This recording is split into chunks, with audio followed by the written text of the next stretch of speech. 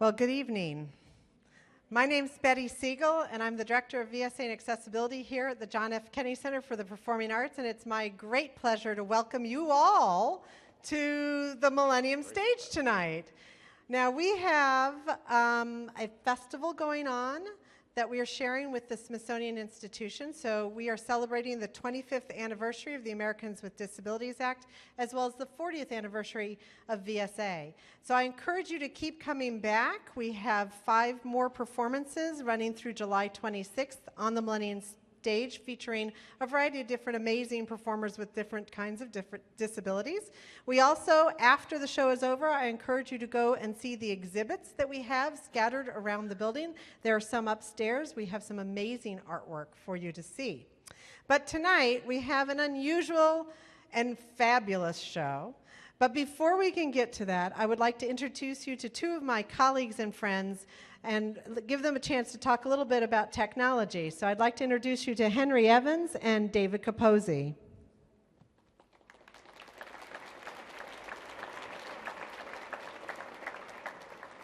Thank you. Technology has the potential to open up unlimited possibilities in our lives, but it also has the potential to frustrate accessibility for people with disabilities. Let me give you an example.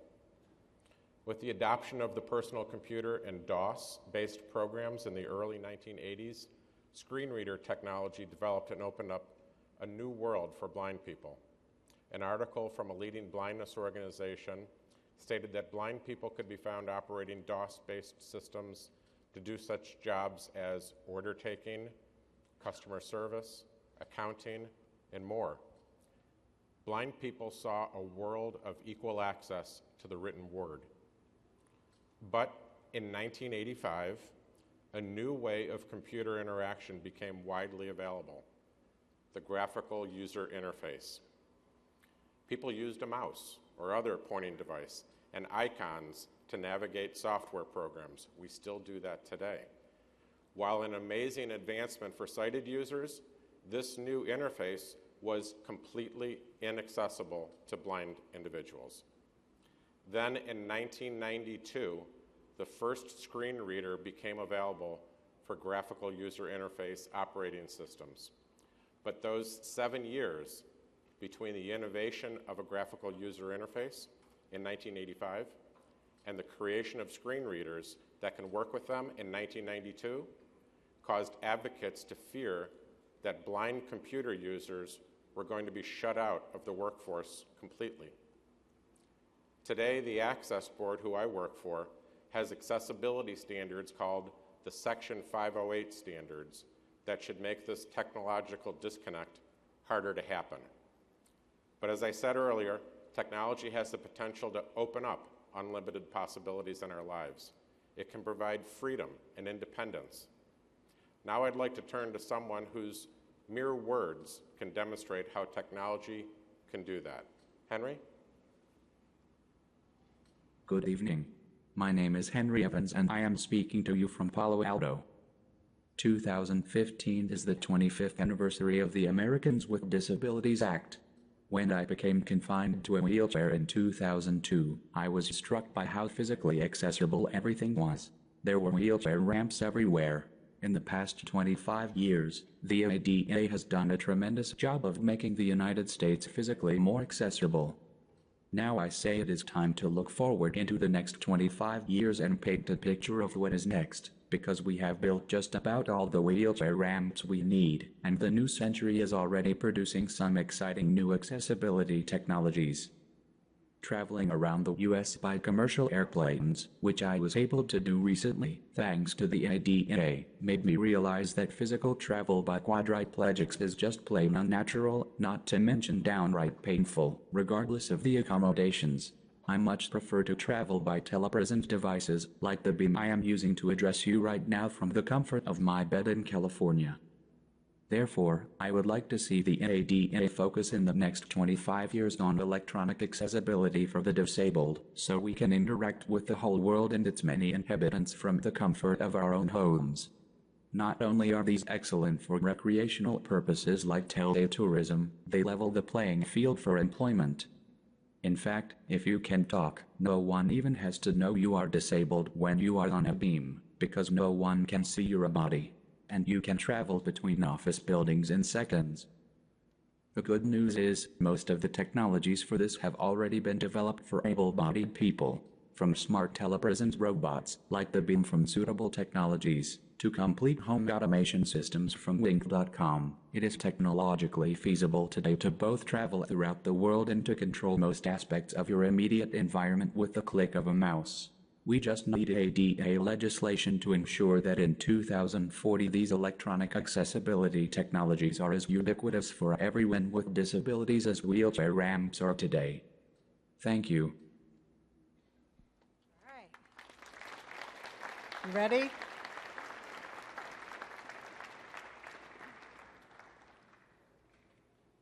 Are you ready, Henry?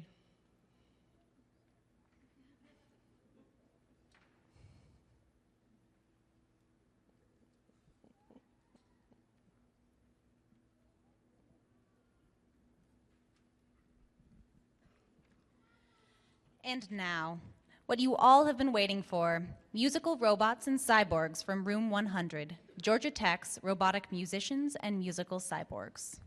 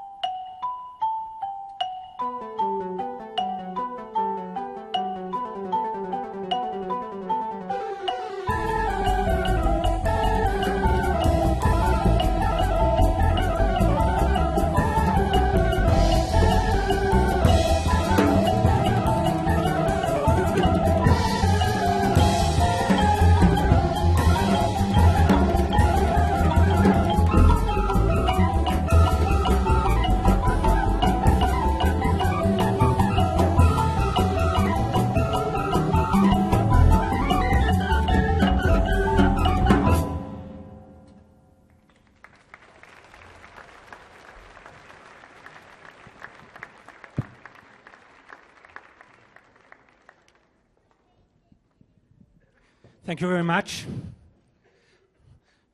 It's great to be here. I would like to very briefly tell you a little bit about what you just heard. In both cases, in both pieces, the robots are not only playing a pre-composed piece, but they also improvise. They mostly improvise. In the first piece, Shimon, the robot, listened to the humans, and based on what it listened to, it decided when to play the same thing, play a variation of, maybe introduce a new idea, and me and Chris had to constantly listen to what's coming up from Shimon and decide how to respond, which is pretty exciting. In the second piece, Shimon was fed with chord progression, with harmony, and a set of rules of how to improvise jazz. He knows everything about how to improvise jazz, and then he computes the improvisation based on the chord progression. And again, it's surprising and interesting, and we are listening to a combination of a human-based theory from jazz and some machine sensibilities and robotic style that create something new and unique, and the idea is that it will surprise us and inspire us to play something that we would never play with only humans. And in order to demonstrate this, I will maybe go back to the keyboard and play some pieces, and you can see how Shimon takes what I play and then improvises. And then I'll play some beats, and you'll see how Shimon actually detects a beat and start to groove with us. We believe that robotic musicians should also groove with us, so body motions and gestures are very important for us to get into the groove with them. That's why both Shimon and Shimi are dancing and moving. I'll go back to the piano and play some chords, and you'll see how this works.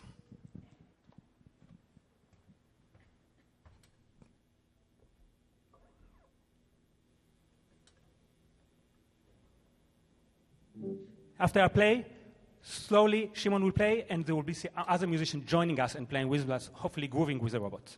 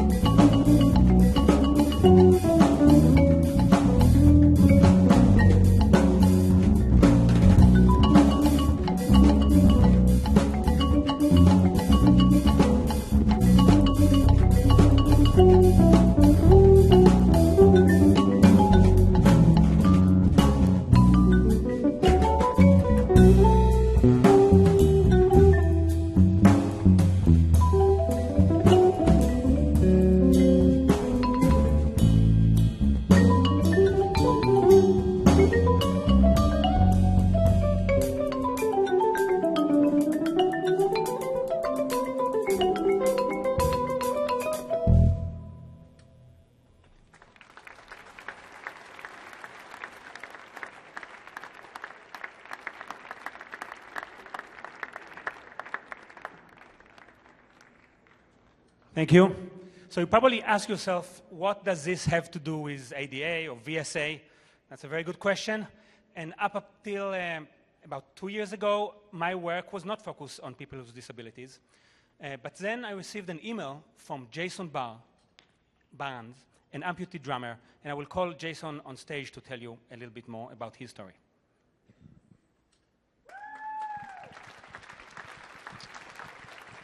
Hey, how's everybody doing? My name's Jason Barnes. I'm from Atlanta, Georgia. I'm a drummer and an amputee. I'm 25 years old, and I've been playing drums since I was 15. When I was 22, I was involved in an electrical accident at work, which resulted in me being hospitalized for about a month, and ultimately I had to have my right hand amputated. At first, I was extremely devastated and depressed, and I didn't know how I would carry on as a musician or as a normal person. Shortly thereafter, I was fitted with a modified prosthetic that would allow me to play drums again, and I applied at Atlanta Institute of Music. During my time there, I have a teacher named Eric Sanders who I expressed my idea to build a robotic drum prosthetic to, and that's when he showed me Gil Weinberg's videos of his musical robots. As soon as I saw these videos, I knew that Gil Weinberg was the person I needed to talk to. So we sent him an email, and a week later, he reached out to us and said he was interested in building this prosthesis for me, and that's what we're here tonight to demonstrate for you guys. So we'll do very quick demos, and later Jason will show it in play. The first demo is what Jason needed most, which is to be able to control the grip of the stick. Jason can still hit. He has a forearm. But he cannot control how tight the stick is, and that takes a lot of the expressions that drummers, if you're drummers, you know that you really need to do that. A quick example on how this works, maybe we'll ask Jason to have, or to hit with a very tight grip. And now with a very soft, by changing his muscles, he has EMG here that he can control tightness and looseness of the stick. Let's see a loose one. Completely different. Now, we wanted to do even more than what humans can do by having all kind of functionality, such as playing faster. Once he has the arm can play by itself. Let's try to see how fast the arm can play, creating timbres and rhythms that humans cannot play.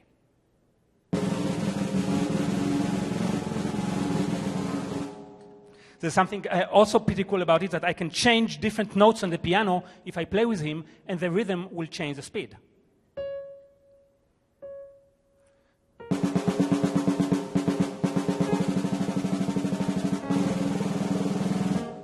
So when we play with him, we control his arm, not only him. He has to adjust not only to himself and the arm, but also to us. Another idea was to have a second stick. Jason, can you show us your second stick?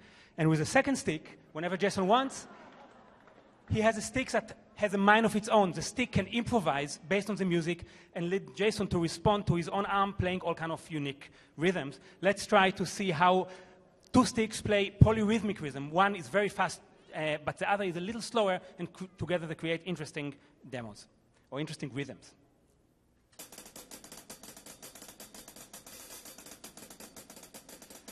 So all of these demos, and we have some other demos, but in the benefit of time, we will just cut the demos and we'll show how Jason plays with all of these functionalities, some pieces by himself, and later we will join.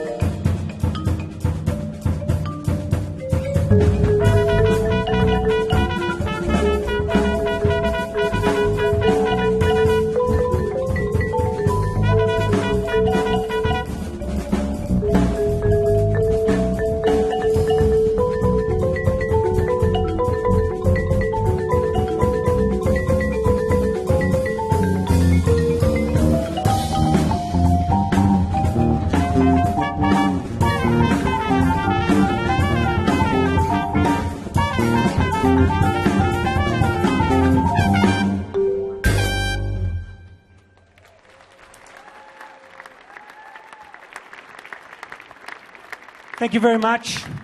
The next piece is our last piece. Before that, very quickly, I want to thank Chris Moore, Donvonta McCoy, Jason Barnes, Michael Bowie, Mason Breton, who didn't only play all this instrument, composed all this music, but actually programmed all of these robots. This is part of his PhD degree at Georgia Tech. And everyone who helped us at Georgia Tech Center for Music Technology. This is the last piece. Thank you.